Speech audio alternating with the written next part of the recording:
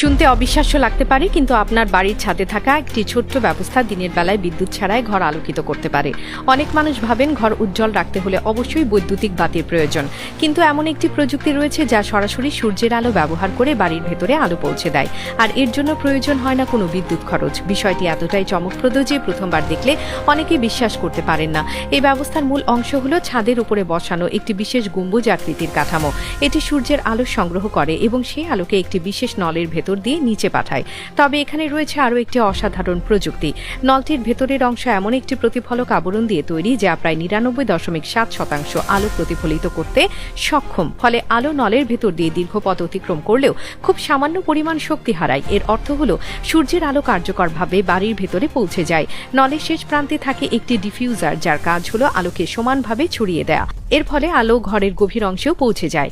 এমনকি যেসব জায়গায় কোনো জানালা নেই বা স্বাভাবিকভাবে সূর্যের আলো প্রবেশ করতে পারে না, সেখানেও উজ্জ্বল আলো ছড়িয়ে পড়ে। দিনের বেলায় এটি সম্পূর্ণ বিনামূল্যে প্রাকৃতিক আলো সরবরাহ করতে পারে, তাই অনেক মানুষ এটিকে বিদ্যুৎ সাশ্রয়ের একটি কার্যকর উপায় হিসেবে দেখেন।